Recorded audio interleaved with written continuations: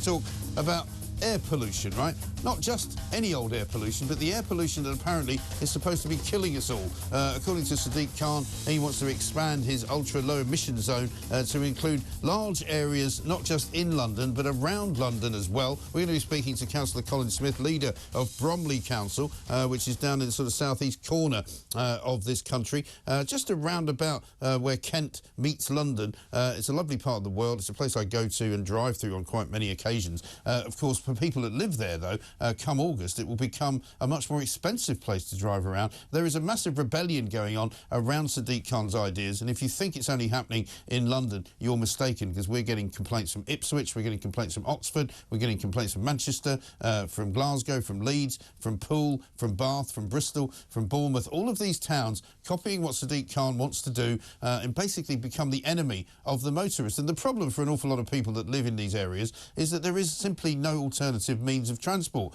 There are no buses to speak of, there is no tube, there is no train service that goes from point A to point B. There are plenty that go from point A into London and from point B into London, but trying to go from A to B can't be done. Let's talk to Colin Smith, who has joined many other leaders of councils around London who are against Sadiq Khan's manoeuvres, not least this time because he's deliberately misusing data. Colin, a very good afternoon to you. Afternoon, Mike. Thank you for having me on. Not at all. Thank you very much for joining the fight, is what I'm going to say to you, because we've spoken to a lot of people from Bexley, from up in sort of Uxbridge area, from Harrow, from Sutton. You know, there's a growing number of guys like yourself in very, very ordinary areas of Britain fighting for the people to have the right to actually travel around without being fined practically every 5 minutes. Very much so, Mike. There isn't a problem with air quality in Bromley. This is just a tax raid, pure and simple. We know we have the cleanest air in London, marginally behind Havering. We know that we have cleaner air than every single borough already in the Mayor's wretched Ulez scheme. We know from the Mayor's own reports that if he does get away with introducing Ulez out to the M25 boundary, air quality will barely improve a flicker. That's why we're all so keen to fight it. Our residents simply can't afford a tax raid at this stage of the economic cycle, and there's no need for it. It's going to affect jobs, it's going to affect care networks, which is why we're all pretty passionate about trying to stop it. Absolutely right. And, I mean, research by Imperial College London shows, he says, that Bromley has the highest premature death rate linked to air pollution. He says an estimated 204 lives were lost in 2019. But you're saying he's using dodgy data, right?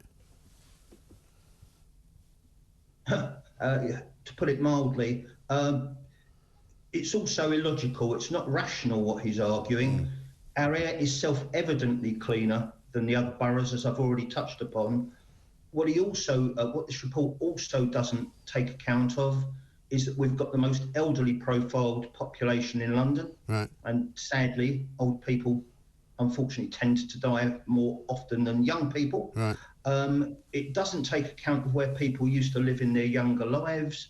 Lots of people living in Bromley today spent their childhoods and younger years in central London before moving out during the times of the smog, smoke-filled pubs and clubs, etc. And it also doesn't take account of the fact that places like Bromley have a whole bunch of care homes which attract people on average for the last 2 years of their lives. And a lot of those folk are brought into the borough, having lived elsewhere for a long, long time, by families who want to be close to them for their final couple of years. Right. So his methodology, I think you used the word dodgy. I think that's been rather kind, but hey-ho, that's what he's up to. Yes, but isn't it interesting that he's only recently, relatively recently, become obsessed with the sort of quality of the air in London? Because, you know, unfortunately for me, I drive in London every day, so I see the results of his congestion charging. I see the results of his kind of changing of the road maps, the way that, you know, cycle lanes have been built and the way that bollards have been put in and low traffic neighbourhoods have been created. And I can't believe that all of the congestion in London is not making the pollution worse, and he's causing it. I hear what you're saying about the central London boroughs, cycle networks, etc. I've read about those with interest, but that's not so much of a problem out in the sticks here. Right. What the mayor is actually up to here, the reason he's obsessed and he's using air quality as a health scare, as a cover story, what the local borough leaders have seen in the last week or so is his network of cameras that he's trying to impose, and it is just a huge network. There will be no escaping via the back doubles. It's impenetrable. And what he's actually up to here is he's getting a network of cameras across London so that he can, at a flick of a switch, turn to road price charging without any ifs, buts or debates.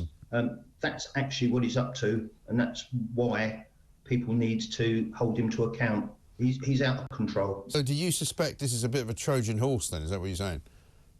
Definitely. It is a fact that he has a fair battery, nay army, at work at City Hall preparing for road price charging. Right. Well, because he's got nowhere else to go, really, I suppose. I mean, I made a rather ridiculous statement back in sort of October, before the October statement came out. I said, well, I can't see where they can put taxes up anywhere. But Sadiq Khan is a very, very clever man, and he's managed to find some genius ways of putting more taxes on ordinary people. Well, that's what he is doing. Can you use the word clever? I would perhaps use the word crafty, but he's getting away with it as things stand. Yes. And if I could leave your viewers with one real thought, Mike, it's he doesn't particularly care what Conservative council leaders in Conservative-leaning boroughs have to think or say. Right. Well, this is a man who was quoted, and I saw the footage of him saying it on camera. What he really cares about. Yeah, I mean, sorry, we're just losing you slightly. I mean, this is a guy who was caught on camera, not really caught on camera, because he knew he was on camera, saying in a hearing that was being held at City Hall that he believed that Tories didn't care about the lives of young people, more or less accusing them of allowing them to die from air pollution. An extraordinary statement. Well, again, I don't like personal politics. I don't get involved, but I think that's pretty low behaviour, and I wouldn't want to engage in that. But Mike, just to finish the point, yeah. The one point where this guy can be pressured is through Labour politicians.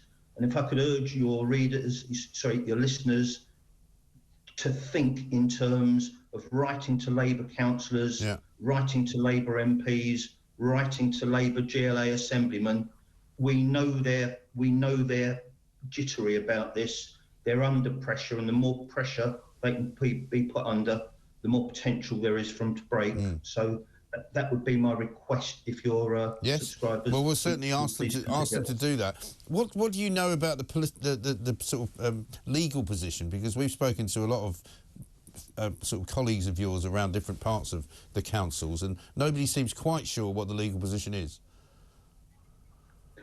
Our legal position, and you'll have to excuse me, Mike, I can't talk about detail on this, pain of death or worse type of a situation, if I drop the ball on this one. Our legal position will become public knowledge quite literally over the course of coming days, and I think that will be a lot clearer to all interested parties how we think we might be able to stop it. But it's going to go to law, and it's, you know how it is with the law, there's nothing certain. We'll have to articulate the case as best we possibly can. OK. Well, listen, Colin, great to talk to you. Thank you very much indeed. That's Councillor Colin Smith, leader of Bromley Council, who wants to fight this expansion of the Ulez zone, because it's not just, as we were hearing from Colin, a ridiculous attempt at actually making the motorists pay yet more money into the coffers of City Hall, but it's also a kind of Trojan horse to open the door, and this will happen, ladies and gentlemen, up and down the country, believe me, to road charging. And what that means is that by the mile, per mile, you will pay to drive in certain places.